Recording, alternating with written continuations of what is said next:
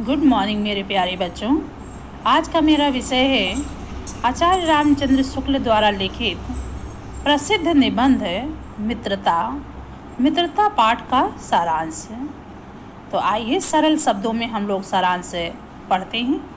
सारांश पढ़ने मात्र से ही जितने भी प्रश्न घुमा फिरा कर पूछे जाएंगे उन सारे प्रश्न का उत्तर आप लिख ले जाएंगे।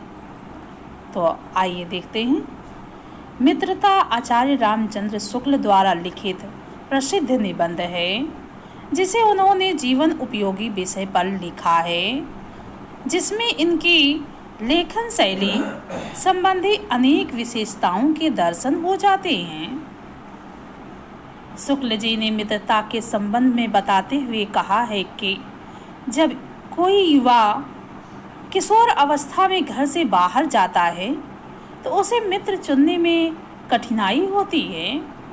यदि उसका व्यवहार मेल मिलाप वाला होता है तो उसकी लोगों से जान पहचान बढ़ जाती है, जो बाद में मित्रता में परिणित हो जाती है, अर्थात मित्रता का रूप धारण कर लेती है। मित्रों के चुनाव पर उनके जीवन की सफलता निर्भर होती है, क्योंकि अच्छे व बुरे मित्रों की संगति ही उसे अच्छा व बुरा बना सकती है या बना देती है। युवा लोग मित्र बनाने से पहले मित्रों के आचरण व प्रकृति का ध्यान नहीं रखते। वे केवल उनके बाहरी विशेषताओं पर मुग्ध हो जाते हैं। जबकि मनुष्य अगर घोड़ा भी खरीदता है तो उसके गुण और दोषों को परख कर लेता है, जांच पड़ताल करके लेता है। किसी प्राचीन विद्वान ने कहा भी है, विश्वास पात्र मित्र से बड़ी रक्षा होती है। जिसे ऐसा मित्र मिल जाए उसे समझना चाहिए कि खजाना मिल गया हो। जब व्यक्ति छात्रावास में रहता है, अर्थात जब वह पढ़ाई करता है, छात्र रहता है और वहीं छात्रावास में ही रहता यानी विद्यालय में ही रहता है, जिसे आज के ज़माने में हॉस्टल कहते हैं, तब उस पर मित्र बनाने की धुन सवार रहती है। बचपन की मित्रता भी अद्भुत है। उसमें जितनी जल्दी दूसरे की बातें मन को अच्छी लगती हैं उतनी जल्दी ही रूठना मनाना भी हो जाता है। मित्रता व प्रेम के लिए यह आवश्यक नहीं है कि दोनों लोगों के आचरण व स्वभाव में समानता हो। जैसे राम और लक्ष्मण के स्वभाव एक दूसरे के विपरीत थे, अर्थात अलग थे, परंतु दोनों में प्रगाढ़ प्रेम था, अर्थात अधिक प्रेम था। उसी तरह कर्ण और दुर्योधन के स्वभाव में विपरीतता होने के बाद भी दोनों में गहरी मित्रता थी। आप सभी जानते हैं, लक्ष्मण बहुत ही उग्र स्वभाव के थे, क्रोधी थे, और राम बड़े ही धीरवान, धैर्यवान, सहनशील ऐसे व्यक्ति थे, परंतु दोनों में गहरी मित्रता थी। और कर्ण के बारे में भी जानते हैं। कर्ण बड़ा ही दानी था, उदार व्यक्ति था, दूसरों की मदद करने वाला था, गंभीर था। परंतु दुर्योधन छली, कपटी, अत्याचारी था, परंतु दोनों ने अपनी मित्रता को खूब निभाया था। इसी प्रकार चाणक्य व चंद्रगुप्त। चाणक्य, आप जानते हैं चाणक्य क्या थे? चाणक्य कूटनीतिज्ञ थे और चंद्रगुप्त बड़ा ही बुद्धिमान था, यानी उसके पास बुद्धि थी, शक्ति थी, उत्साह था, जोश था। फिर भी दोनों में अच्छी मित्रता निभी। अकबर व बीरबल आदि अनेक उदाहरण हैं।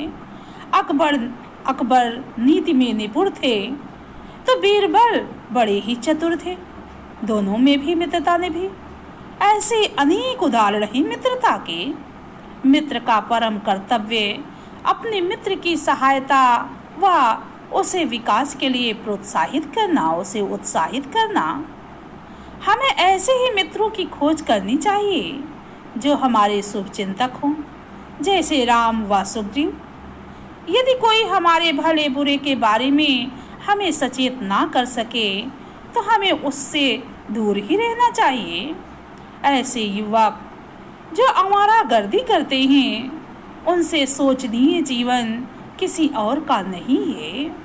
उनसे अधिक चिंतनीय जीवन किसी का हो भी नहीं सकता है। क्यों? क्योंकि उन्हें फूल पत्तियों, झरनों की कलकल की आवाज आदि में कोई सौंदर्य नजर ही नहीं आता है। प्रकृति कितनी भी खूबसूरत हो उनके लिए व्यर्थ होती है।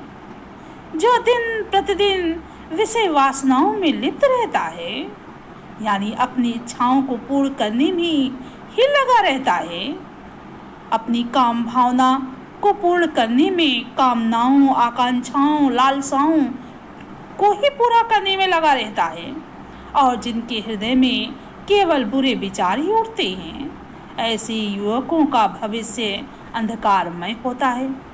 अतः हमें ऐसे लोगों की मित्रता से दूर रहना चाहिए।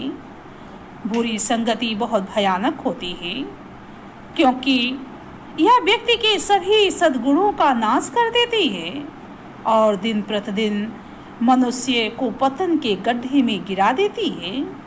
इसके विपरीत अच्छी संगति मनुष्य को पतन के गड्ढे से बाहर निकालने वाली बाहु के समान होगी, अर्थात भुजा के समान होगी। शुक्ल जी कहते हैं कि इंग्लैंड का एक विद्वान इस बात के लिए हमेशा खुश होता था कि उसे युवा अवस्था में राज दरबार में स्थान नहीं मिला, क्योंकि वहाँ के लोगों की बुरी संगति उसके आध्यात्मिक विकास में बाधक होती। लेखक कहते हैं कि अश्लील व फूहड़ बात करने वालों को तुरंत रोक देना चाहिए। यदि तुम सोचोगे कि तुम्हारे चरित्र के प्रभाव के कारण वह स्वयं चुप हो जाएगा, तो ऐसा संभव नहीं है, क्योंकि एक बार मनुष्य जब बुराई की तरफ बढ़ता है तो वह नहीं देखता कि वह कहाँ जा रहा है, और उस बुराई के प्रति धीरे धीरे उसकी घृणा कम हो जाती है, नफरत कम हो जाती है। अंत में तुम भी बुराई के भक्त बन जाओगे। इसलिए मन को स्वच्छ और उज्जवल रखने का सर्वोत्तम उपाय संगति यानी बुरी संगति से दूर रहना है, क्योंकि काजल की कोठरी में कितना भी चतुर व्यक्ति प्रवेश करे, उसे कालिख लग ही जाती है। तो बच्चों, तब तक के लिए आप इस सारांश को सुनते रहिए, पूरा पाठ याद हो जाएगा। आगे मैं आपके पाठ को समझाऊंगी किस तरह से उसके शब्द और अर्थ के माध्यम से आपको सरल बनाना है।